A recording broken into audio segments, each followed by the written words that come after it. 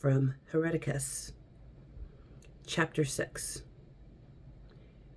Chaos against chaos. The price.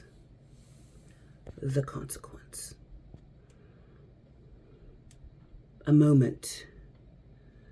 A freezing classroom many years before. Titus Indoor and myself shivering in our seats at ebonwood desk eroded by the scratchings and carvings of 1,000 previous pupils. We were merely 18 days into our initial training as junior interrogators. Inquisitor Hapshant had stormed in, slammed the door, and cast his stack of grimoires down on the main lectern, which made us both jump, and declared, "A servant of the Inquisition, who makes chaos his tool against chaos, is a greater enemy of mankind than chaos itself. Chaos knows the bounds of its own evil and accepts it. A servant of the Inquisition who uses chaos is fooling himself, denies the truth, and damns us all by his delusion." Commodus Voke, dead 50 years by then, had once said to me, and I'm paraphrasing, for I did not record it word for word at the time, "Know your enemy. It is the greatest lie we own. Never submit to it. The radical path has its attractions, and I admit I have been tempted over the years of my life. But it is littered with lies. Once you look to the warp for answers, for knowledge to use against the arch enemy, you are using chaos. That makes you a practitioner. And you know what happens to practitioners, don't you, Eisenhorn? The Inquisition comes for them." On that desolate beach, I felt sure I could sort truth from lies. Voke had simply misunderstood the fineness of the line. Midas Betancourt had once, during a late night of drinking and Glavian rules regicide, said, "Why do they do it? The radicals, I mean. Don't they understand that even getting close to the warp is suicide?" With the rune staff in my hands on that frozen island on Durer, I knew it wasn't suicide. It was the opposite. Goodwin Fishig, in a grave field shrine on Cadia, had once warned me to stay away from any hint of radical symphony. Trust me, Eisenhorn, if I ever thought you were, I'd shoot you myself. It wasn't that simple, Emperor, damn me. It just wasn't that simple. I thought of Quixos, such a brilliant man, such a stalwart servant of the Imperium, so totally polluted by treasonous evil because he had tried to understand the very filth he fought against. I had declared him heretic and executed him with my own hand. I understood the dangers. Cruor Volt thunderheard towards me. I uttered the last of the potent syllables and dipped my mind into the warp. Not the simmering warpscape of the Titan's mind link, but the true warp. Channeled by the rune staff and warded by the prayers I had ritually intoned, I flowed into a vaster, darker void. I reached across the fabric of space toward Gudrun, far away, an entire subsector away, towards a private estate on the Insume headland. I reached into it, into a secret oubliette that had been vacuum sealed, warp damped, void shielded, and locked with 13 locks. Only I knew the codes to break down those barriers, for I had set them myself. It was crumpled in the middle of the floor, wrapped in chains. I woke it up. I set it free. I jerked out of my trance. The rune staff bucked in my hands as the unleashed daemon energy flared through it. I fought to retain my grip and to enunciate precisely the words of command and specific instruction. Like a small dawning sun, the enslaved demon poured out of the head of the rune staff. Its radiance lit up the dismal shore and cast a long shadow behind the Titan. "Cherubal," I whispered. "Yes." "Kill it." Hey friends, it's me, the Ebony Otaku, the well-rounded nerd. I'm just going back and forth in between my two favorite Warhammer characters right now. So we're going to pause Fulgrim for a bit and dig back into Eisenhorn for a little while, because my last Eisenhorn video had a little bit of debate in the comments. So why don't we read some more of Eisenhorn's story and see if we can figure some things out about him. So the Inquisitors of the Imperium of Mankind. We've talked about them and their purpose and from whence they come.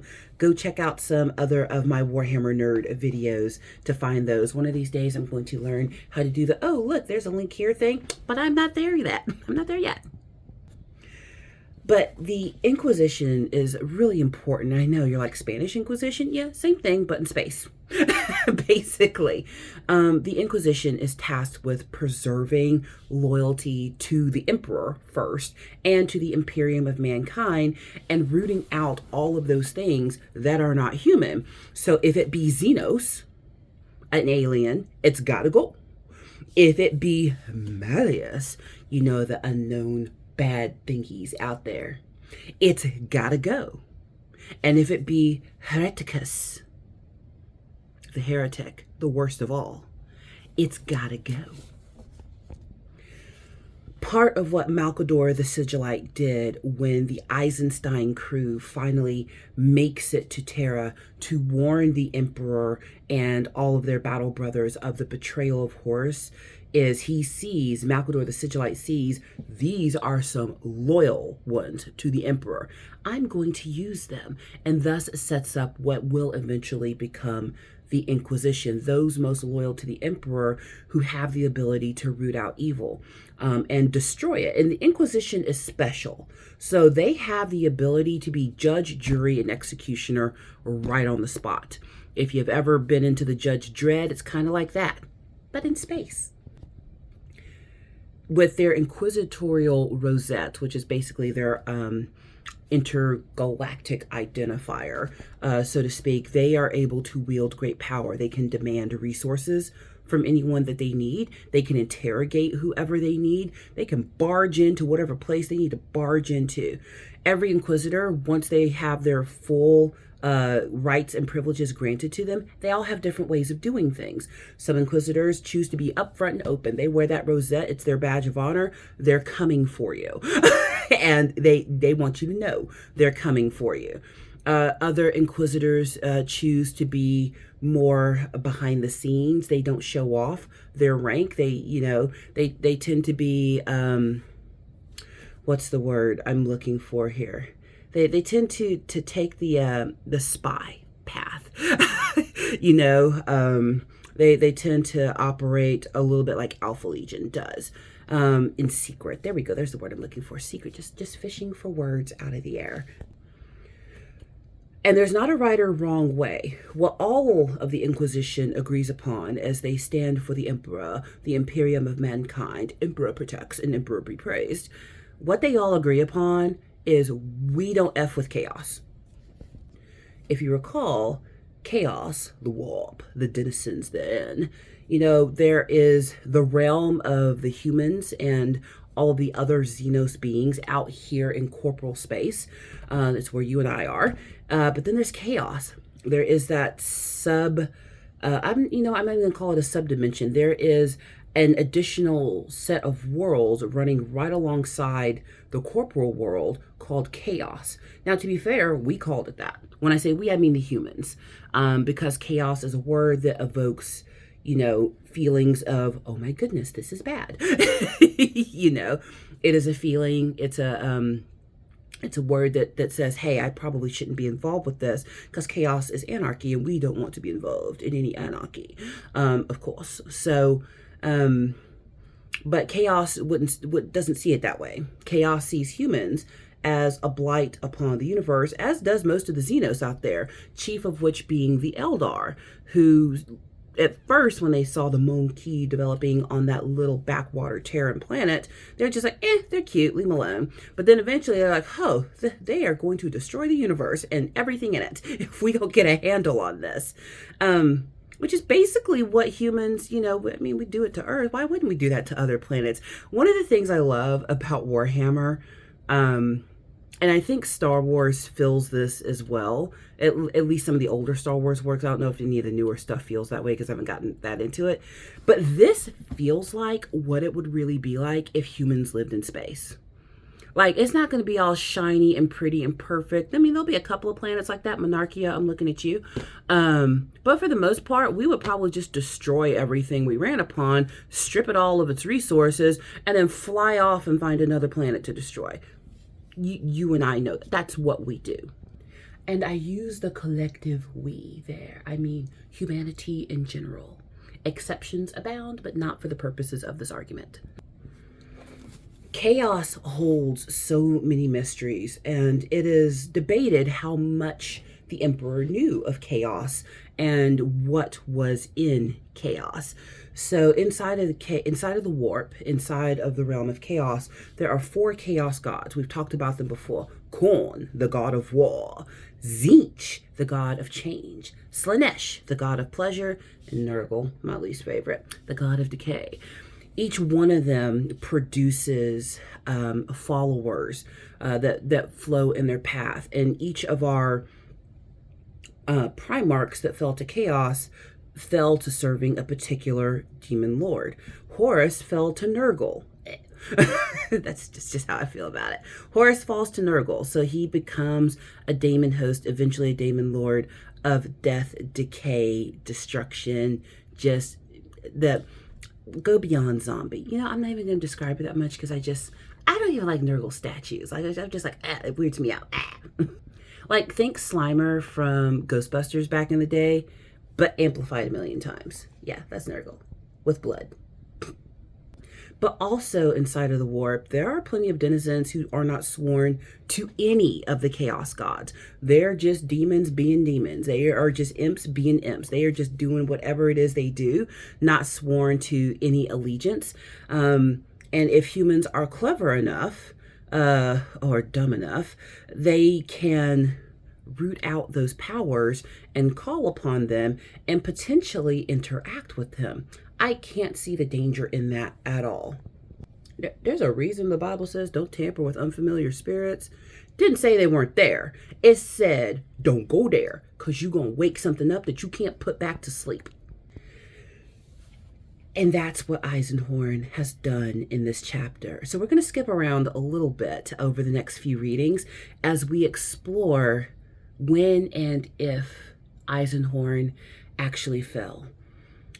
Chapter 6 starts by going in chapter 6 of Hereticus, to be specific, because in Hereticus, it's the last one here. Yes, I've got the original omnibus, be jealous. But in Hereticus here, Eisenhorn has been declared heretic, and they're going after him.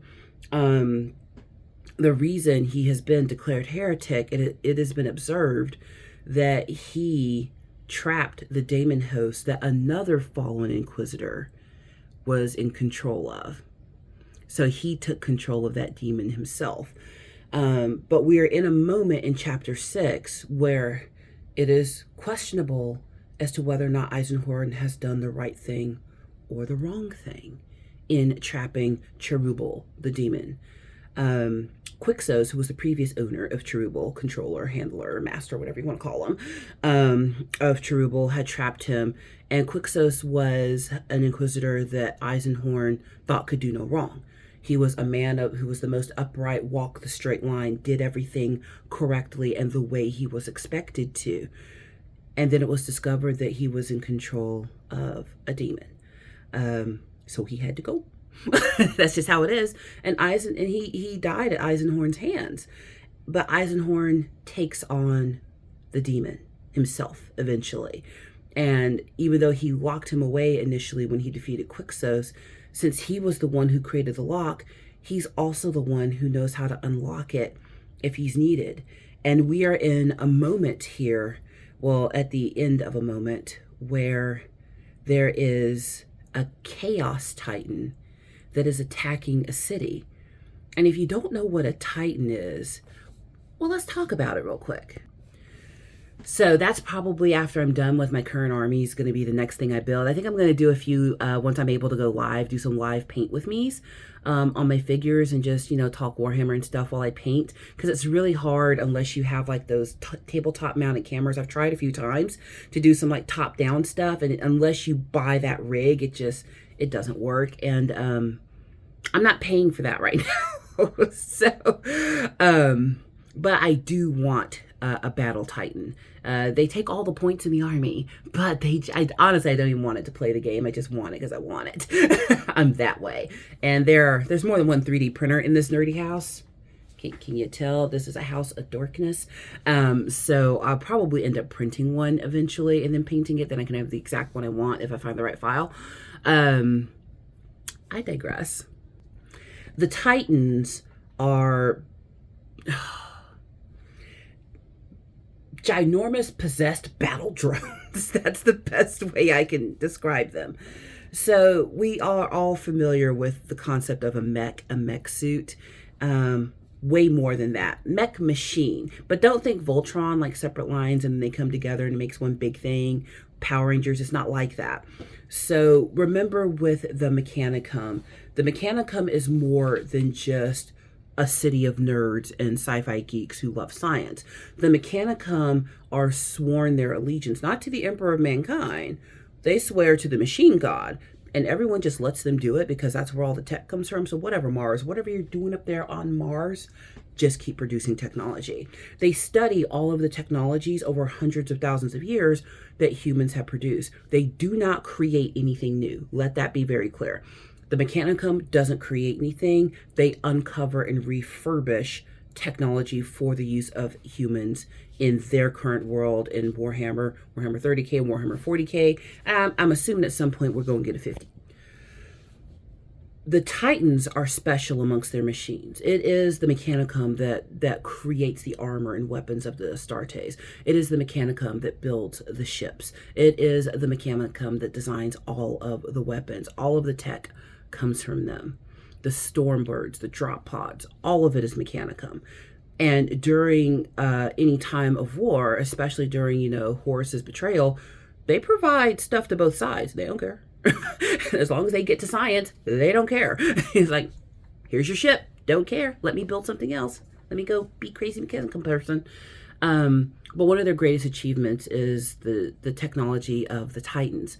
The Titans, they come in different sizes, but they are, again, lack of terming, giant mechanical and spiritual beings that can be controlled by a human host called a princeps.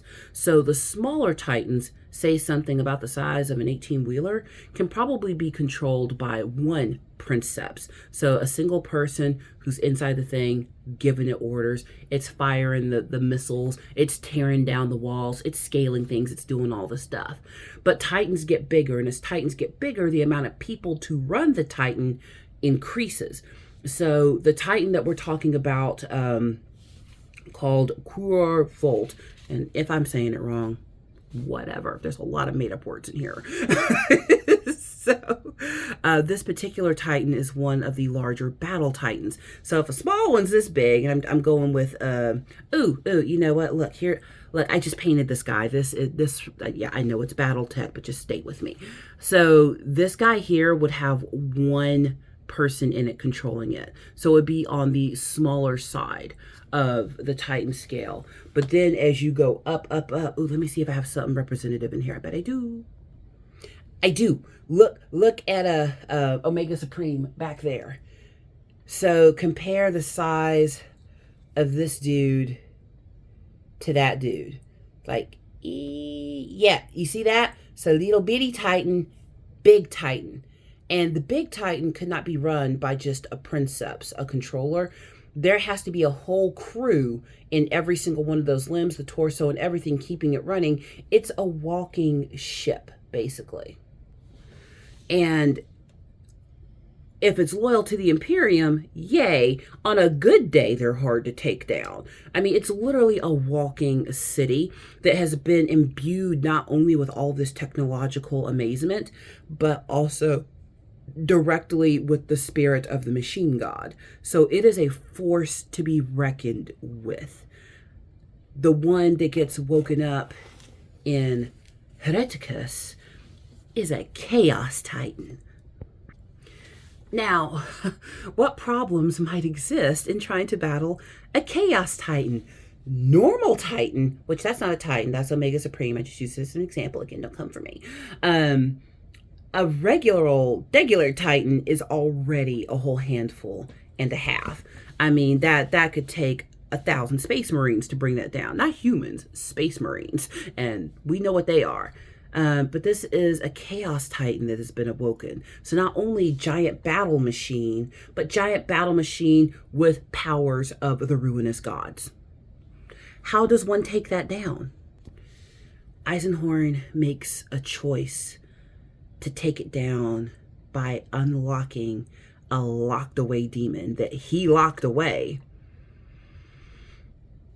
Because how else are they going to bring it down? That Chaos Titan could run rampant over that particular planet and completely destroy it. And heaven forbid, Emperor forbid, that it gets off world. How do you destroy such a thing? Because they're not exactly making Titans anymore at this point in 40K history. So he calls on Cherubel, and he has Cherubel kill the Titan. But how do we get here? Well, that's what we're going to explore. And we're going to decide, did Eisenhorn fall? Or did he do what he had to do? And everybody's just being way too touchy about it. It's going to be a fun adventure over the next few weeks. By order of His Most Holy Majesty, the God Emperor of Terra, sequestered inquisitorial dossiers, authorized persons only. Case file 442 4IF JL3 KBU. Please enter your authority code. Validating. Thank you, Inquisitor. You may proceed.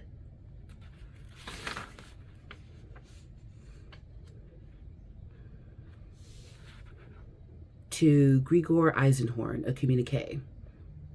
Carried by Guild Astropathicus Scarus via meme wave 45A.639 triple intra path detail. Origin: Tharsian Primus, Helican sub 81281, origin date 142.386.m41. Relayed Divergent in 12, Ostal 7. Received Dura Ophidian sub 52981, reception date 144.386.m41. Transcript carried and logged as per header. Redundant copy filed, buffer 4362 key 11. Author: Lord Inquisitor Felbes Alessandro Rorkin, Master of the Ordo Xenos Helican, Inquisition High Council Officio, Scarus Sector. My dear Gregor, In the name of the God Emperor and of the Holy Inquisition, greetings. I trust the elders of Duer have welcomed you in a manner befitting your status. Hierarch Onopel has been charged by my officio to ensure that you are provided with all requirements for the long task ahead. May I take this opportunity to express my gratitude to you again for agreeing to conduct this examination in my stead. My health, so it would appear to everyone but me, is still a matter for concern. My physician clucks over me day and night. They have changed my blood a number of times and talk of further surgery, but it is all for naught. I am healthy and sound and would be on the road to recovery but for their coddling. Indeed, I would be on the road to Duer too, but for that. Yet it seems a quack from the Officio Medicae has authority over even one such as I. The work I have done to bring the heretics of Duer to trial must be finished in my absence. I can think of no surer hand than yours to steer the business. I write to you for two reasons. A part, that is, for expressing my thanks. Despite my effort, Scarf Lord Heretic has insisted on sending two of his own delegates to the examination. Koth and Menderef. You know them both. I'm sorry, Gregor, but you must tolerate them. They are a burden I would have spared from you. Secondly, I am forced to saddle you with Inquisitor Bastian Vervuk. He was an interrogator under Lord Ozma and has come to finish his preparation. I had promised him a hand in the examination primarily because of his good offices in securing the central prosecutions. Please accommodate him in your counsel for my sake. He's a good man, young and untried, but capable, though he reeks of the Puritan. Didn't we all at that age? He will arrive with you on the 151st. Make him as welcome as you can. I know you hate to incorporate unknowns in your camp, but I ask this as a personal favor. Ozma will make things very difficult for me if I retard his pupil's progress at this late stage. I wish you speed, wisdom, and success in the closure of this inspection, sealed and notarized by Astropathic Clerk on this day, 142nd day of 386.M41. The Emperor protects. Lorcan. Message ends. So this is the beginning of the end for Eisenhorn, so to speak. The end of his good standing as an Inquisitor. So prior to this Daemon Lord being unleashed, Eisenhorn's on his way to finish some business for the Inquisition. The Inquisitor who was supposed to go with him is unable to attend due to health reasons, and that would be Rorken.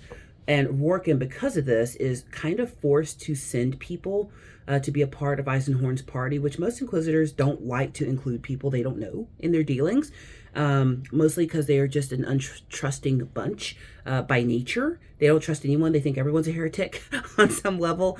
And then also, what if they're doing something they shouldn't and there's extra eyes there? One of the people that's coming to be a part of Eisenhorn's party in place of Rorken is this young man, Bastian Vervuek. And if I said it wrong, I'm so sorry. But Bastian is, he's a Puritan. He's a young Inquisitor. And, you gotta remember, by Inquisitor standards, young might be, 120 years old, because these people live forever, seemingly. But this young Inquisitor is still in that stage of do everything right. I identify with this. Very much when people first discover a religion or become dedicated to a religion, they can only see things in black and white. I went through that phase where everything was like, it's either biblical or it's heresy. I went through that phase. And then I went, well, what was the whole point in salvation if humans were ever going to get it all right? God knows what he made. But Bastian's not at that point. He's not at a point of being reasonable. Rorken is. Obviously, Eisenhorn is. But the young ones, they're not. They're zealots. And they're going to do everything only the right way for the Emperor. And as Eisenhorn goes on this mission that is going to lead to him unlocking the demon host Cherubal, now he's got eyeballs on him that weren't there before. And they're going to see some things. And those things they see are going to play a hand in Eisenhorn's future with the Imperium. So we're going to keep exploring. We will pick it up with Bastian's letter to Eisenhorn in the next one. And then we'll start getting into how this whole crazy mess went down. I'm enjoying this. I hope you're enjoying it. Once we finish this a little bit with Eisenhorn, we'll jump back into Fabius Bile. Please like, comment, and subscribe, and I'll see you in the next one.